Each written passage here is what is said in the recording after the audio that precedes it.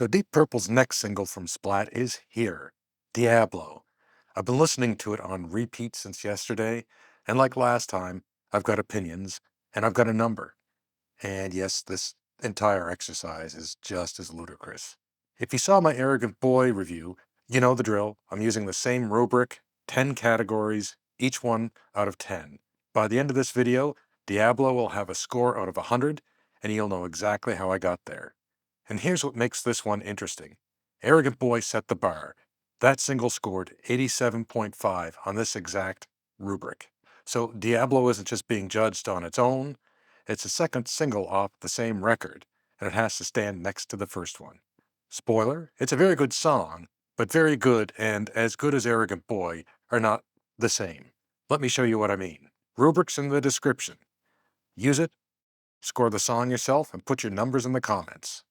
So let's go. Just a quick refresher to anyone new.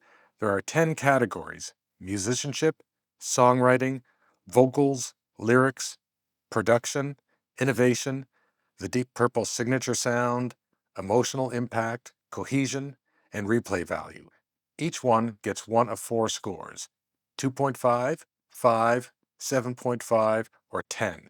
So there's no sliders. No, it's kind of a 7.3. You pick a tier and you live with it. The lowest possible score is 25, and the highest is 100. Using the same rubric as I used for Arrogant Boy, and I'll use it for the full album. Right, into it.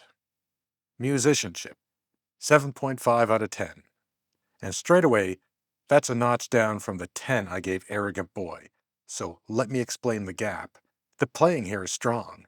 The main riff, the first time it kicked in, my brain went straight to Après-Vous off Now What.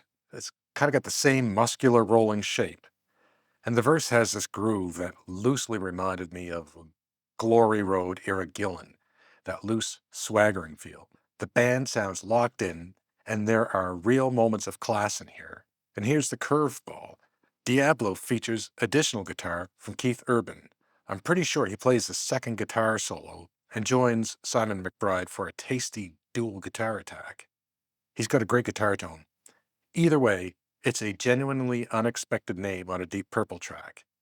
But the 10 tier on this card is a performance we'll still be talking about in 10 years.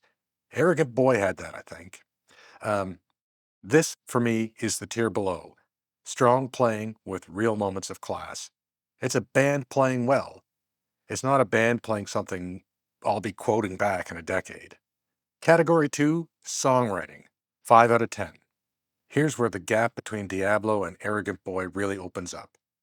Arrogant Boy got a 10 in songwriting, sort of belonging in the same set list as the classics. Diablo gets a 5, and the 5 tier says plainly, decent but forgettable. Heard it before. I mean, that sounds kind of harsh on paper, but let me be fair about it. I don't mean it's bad writing. It's just that the raw material feels a little too familiar. That riff reminded me of Après-Vous. That's the thing. The building blocks here are the things that Purple have in one form or another handed us before. What saves it from being in a lower tier is the structure. Diablo keeps doing that non-traditional thing. It's not verse, chorus, and out. There's an unusual middle section, almost a quasi-chorus, that does something genuinely interesting. I'll come back to that later. But interesting structure wrapped around familiar parts is a 5, not 7.5. Decent, well-made. It's just not a song I'd have flagged as essential if it hadn't had the Deep Purple name on it. Vocals, 7.5. And this will sound familiar because it's the same score and the same reasoning I gave Gillan on Arrogant Boy. The 10 tier says Gillan finds something unexpected. And he doesn't. He does what Gillan does, and he's doing it with real character. The phrasing has bite, the delivery's committed, and he's having fun. But there's no moment where I sit up and went, oh, wow. 7.5 is a strong delivery with real character. And that's exactly what this is. A really good Gillan vocal. I especially enjoyed the evil voice in the lower register he used. Lyrics, 7.5. The 7.5 tier is solid writing with lines worth quoting. A step under the 10, which is lines that will be quoted, full stop. And this is where Diablo gets fun, because lyrically, it's gloriously unhinged in the best Purple way. The band describes Diablo as opening the door to one of their surreal new story worlds, and the story is exactly that. A heroine in the most dangerous place on earth. She crosses a river, jumps into a fighting pit, celebrates with a bucket of wine, falls into a glitter pool, and somehow makes it home with a tale to tell.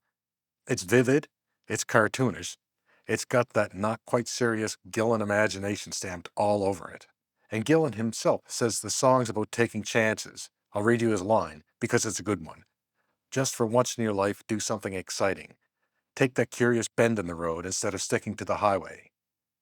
That's the whole song in a sentence. So why 7.5 and not 10? Because the imagery is great and fun. A bucket of wine and a glitter pool are going to stick in your head. But it's surreal scene painting more than it is writing that sort of lands with a punch to the chest.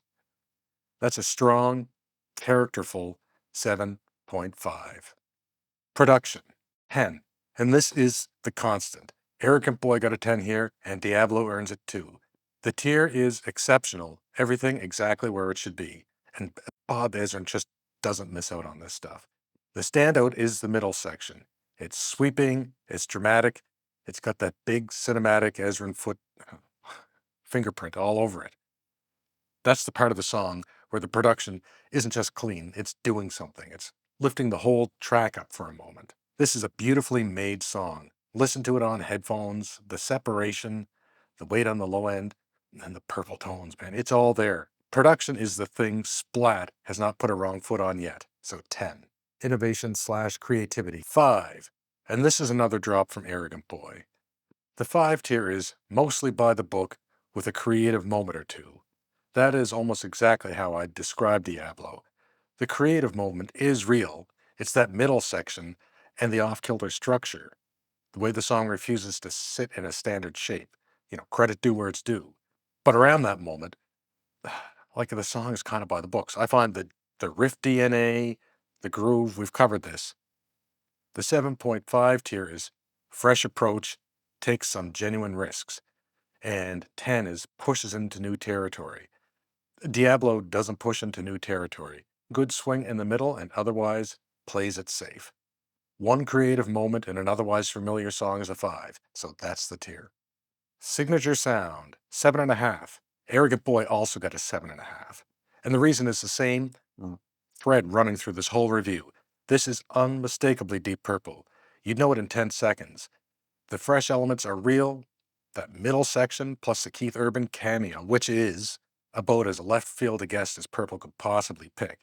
But where Arrogant Boy felt it was, to me, felt it moving a little bit more, Diablo is definitely leaning on the sound Purple already has. That après-vous echo isn't just a riff observation. It's the whole vibe. Even with a guest star, this is still Purple sounding like recent Purple. Strong identity, a few fresh touches. Emotional impact, 5. And as I said on Arrogant Boy, this is the most personal score on the card, so let me be straight with you. Arrogant Boy got a 7.5. It engaged me, it had real moments of potency. Diablo gets a 5. It has some moments, but it doesn't stick with you. That swell in the middle section is a moment. The solo section, great stuff from McBride, Urban, and Airy. But when the song ends, it doesn't stay with me the same way that Arrogant Boy did. It just doesn't grab me quite the same. Now, full honesty, because this channel runs on it, I listened to Diablo a bunch of times throughout the day yesterday to really get to know it. And it sat fine. Then I went out with friends for food and drinks and came home all gassed up, put it on one more time, and I enjoyed it a lot more. So, which is the real reaction? Probably somewhere in between. A song that seems to open up the more you sit with it, or a song that needs you in a jovial mood to do its best work. I'm honest enough to admit I'm not sure, but it's a 5 in this category, not a 7.5. If it sticks with you harder than it sticks with me, tell me in the comments. I want to know. Cohesion, 7.5. Arrogant Boy got a 10. Tight, purposeful, nothing wasted. Diablo gets flows well, everything serves the song. Here's the thing I'll give Diablo without hesitation. It's 3 minutes, 16 seconds, and it covers a lot of ground in that time. Get the riff, that verse groove, the big middle detour, the solo section, and out. It doesn't bore me. There's no fat on it. But why not 10? Because that ambitious structure, the swerve in the middle, it flows. But I don't know, the seams are a little more visible than they were on Arrogant Boy. It flows well, but it just doesn't feel flawless. Replay value. And the last one, 7.5. Arrogant Boy got 10 here. Days later, still can't stop reaching for it. Diablo gets the tier under it. Worth returning to, reveals more each time. And honestly, that's the fairest thing I could say about this song. It is growing on me. The first few times it was like, that's fine. But later listens, I was finding more in it. The middle section especially rewards knowing that it's coming. There's more here than the first pass gives up. What reveals more each time is not the same as I can't stop reaching for it. It's a song I'm glad to return to, but it's not one that makes me think, oh yeah, I gotta go listen to that. So let's add it up. Musicianship, 7.5. Songwriting, 5. Vocals, 7.5. Lyrics, 7.5. Production, 10. Innovation, 5. Purple signature, 7.5. Emotional impact, 5. Cohesion, 7.5. And replay value, 7.5. Now, 70 lands right at the bottom of the very good range. And I want to be honest about what that means next to Arrogant Boy's 87.5.